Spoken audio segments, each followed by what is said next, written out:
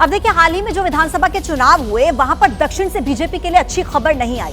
तेलंगाना में तो कांग्रेस ने बहुमत के आंकड़े को क्रॉस कर लिया और बीआरएस पहली बार सत्ता से बाहर हो गई। लेकिन 2024 के लोकसभा चुनाव के लिए क्या कहता है एबीपी न्यूज और सी वोटर सर्वे, देखिए इस रिपोर्ट।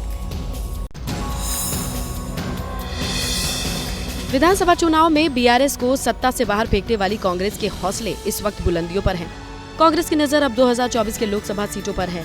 पार्टी को उम्मीद है कि इस बार लोकसभा चुनाव में तेलंगाना में अच्छे वोट मिल सकते हैं। लोकसभा चुनाव में ओपिनियन पोल में राज्य की 17 सीटों में से बीजेपी को 1 से 3 सीटें मिलने का अनुमान व्यक्त किया गया है। वहीं कांग्रेस को तेलंगाना सरकार होने का फायदा मिलेगा। पार्टी 9 से 11 सीटें तक जीत सकती है। राज्य की सत्ता पर काफी सालों तक काबिज रही भारतीय राष्ट्र समिति बीआरएस को नुकसान होने का अनुमान सामने आया है। लोकसभा चुनाव की बात करें तो केसीआर की अगुवाई वाली बीआरएस 3 से 5 सीटों पर सिमट सकती है, तो वहीं अन्य के खाते में 1 से 2 सीटें जा सकती हैं, जिसमें एआईएमआईएम के नेता असदुद्दीन ओवैसी की हैदराबाद सीट भी शामिल है।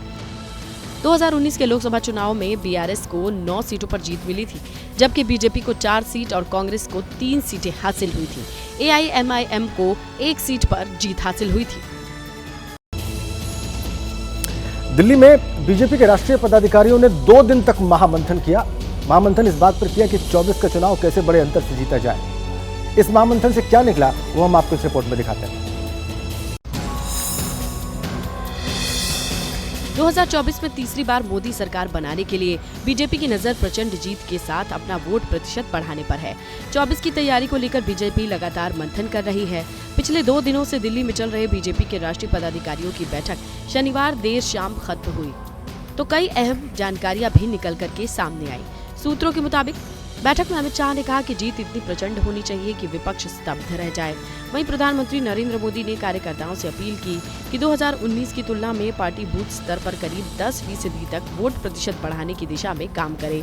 पार्टी ने बूथ समिति को मजबूत करने के निर्देश दिए, नए मतदाताओं को बीजेपी से जोड़ने की कोशिश की, युवा दिवस जैसे कार्यक्रम पर फोकस, जन प्रतिनिधि को विधानसभा स्तर पर सम्मेलन का आयोजन करने के निर्देश, राम मंदिर के उद्घाटन कार्यक्रम को लेकर जनसंपर्क, प्राण प्रतिष्ठा कार्यक्रम में वीएचपी आरएसएस के साथ सहभागिता, राम मंदिर निर्माण में विपक्ष की नकारात्मक भूमिका जैसे निर्देश जारी किए गए हैं।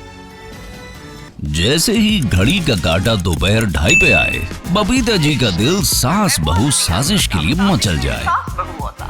और ये है इनकी बहू, पूरे दिन ऑफिस की टेंशन हो जाए गॉन जब ये करें अपना फेवरेट शो फ्री टाइम पे ऑन। इनकी तरह आप भी देखिए अपना फेवरेट शो अपने टाइम पर और डाउनलोड कीजिए एबीपी लाइव ऐप अपने स्मार्ट टीवी पर।